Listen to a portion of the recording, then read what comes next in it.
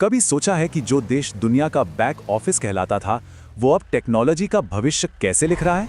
चलिए आज भारत की एआई क्रांति की इसी कहानी को समझते हैं और जानते हैं कि यह बदलाव पूरी दुनिया के लिए क्या मायने रखता है।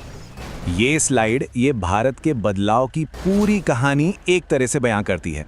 दशकों तक भारत ने दुनिया को टेक्नोलॉजी सेवाएं दी, लेकिन अब वो सिर्फ सर्विस देने वाला नहीं, बल्कि खुद टेक्नोलॉजी बनाने वाला देश बन रहा है। आइए देखते हैं कि ये जबरदस्त बदलाव आखिर हो कैसे रहा है। तो इस पूरी कहानी को समझने के लिए हम इसे 5 हिस्सों में देखेंगे। हम भारत की नई महत्वाकांक्षा से शुरू करेंगे, फिर इसकी डिजिटल नींव को जानेंगे, इसके एम्बिशियस एआई मिशन को समझेंगे, सभी के लिए एआई वाले इसके अनोखे विजन पर बात करेंगे और आखिर में देखेंगे कि भारत कैसे एआई के ग्लोबल रूल्स को शेप कर रहा है। तो चलिए शुरू करते हैं हमारे पहले अध्याय से, भारत की नई महत्वाकांक्षा। ये कहानी है एक सर्विस प्रोवाइडर से आगे बढ़कर अपनी खुद की फाउंडेशनल टेक्नोलॉजी बनाने की। और ये सिर्फ कोई खोखला दावा नहीं है। इलेक्ट्रॉनिक्स और सूचना प्रौद्योगिकी मंत्रालय के सचिव एस कृष्णन का ये बयान इस बात का पक्का सबूत है कि ये एक बड़ा रणनीतिक बदलाव है।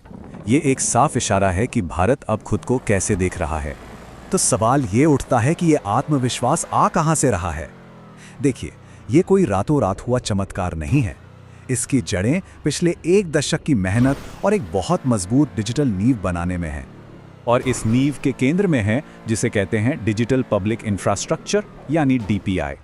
इसे ऐसे समझिए, ये सरकार की बनाई हुई वो डिजिटल सड़कें और पुल हैं ताकि हर कोई आसानी से डिजिटल सर्विसेज तक पहुंच सके, जैसे कि आधार जैसी पहचान प्रणाली, यूपीआई जैसा डिजिटल पेमेंट नेटवर्क और बहुत बड़े पैमाने पर डेटा को संभालने की क्षमता।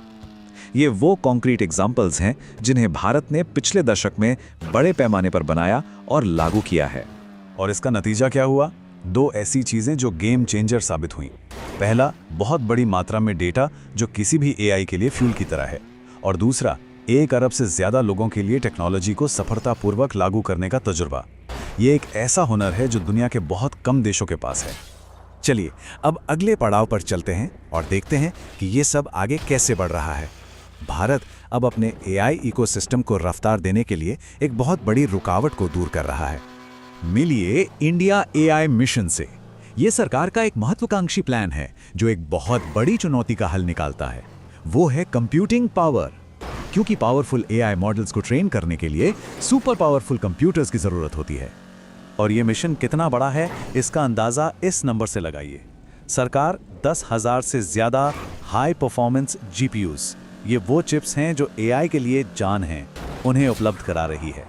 ये संख्या भारत के एआई इकोसिस्टम के लिए एक गेम चेंजर है। तो रणनीति बहुत सीधी और असरदार है। सरकार कंप्यूटिंग पावर में भारी निवेश करती है, फिर ये पावर देश के सबसे होनहार लोगों को, यानी स्टार्टअप्स, रिसर्चर्स और स्टूडेंट्स को दी जाती है। और नतीजा, इनोवेशन का एक ऐसा धमाका जो पूरे देश को आगे ले जाएगा। अब इंफ्रास्ट्रक्चर से आगे बढ़ते हैं और भारत के एआई को लेकर जो यूनिक फिलॉसफी है उस पर बात करते हैं। ये सिर्फ टेक्नोलॉजी के बारे में नहीं है। ये सिर्फ टेक्नोलॉजी बनाने की बात नहीं है, ये लोगों के लिए टेक्नोलॉजी बनाने की बात है।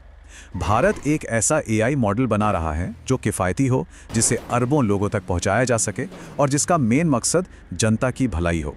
तो असल में ये सभी के लिए एआई ज़मीन पर कैसा दिखता है?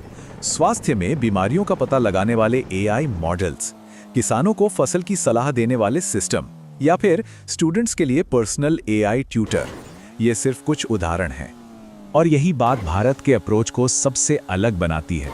यहाँ लक्ष्य सिर्फ पैसा कमाना नहीं है, बल्कि स्वास्थ्य, कृषि और शिक्षा जैसी असली दुनिया की समस्याओं को सुलझाना है। यहाँ लोगों की भलाई सबसे पहले है। आखिर में चलिए देखते हैं कि अंतर्राष्ट्रीय मंच पर भारत का असली भू राजनीतिक लक्ष्य क्या है। ये कहानी सिर्फ देश के अंदर की तरक्की तक सीमित नहीं है। ये स्लाइड भारत की ग्लोबल सोच को बिल्कुल साफ कर देती है। अब वो सिर्फ बने बनाए नियमों को मानने वाला देश नहीं रहना चाहता, बल्कि वो उस टेबल पर बैठना चाहता है जहां ये नियम बनाए जाते हैं। और ये सिर्फ भारत के अपने फायदे की बात नहीं है। भारत खुद को ग्लोबल साउथ की एक आवाज के तौर पर देख रहा है और ये पक्का करने की कोशिश कर रहा है कि एआई का भविष्य सिर्फ कुछ अमीर देशों तक ही सीमित ना रह जाए। तो आखिर में सब कुछ इस एक बड़े सवाल पर आके टिक जाता है, क्या एआई की क्रांति कुछ गिने चुने देशों तक ही सिमट कर रह जाएगी, या भारत जैसे देश इसे सच में एक ग्लोबल और लोकतांत्रिक आंदोलन बना पाएंगे? इस सवाल का जवाब ही एआई का और हमारा भविष्य तय करेगा।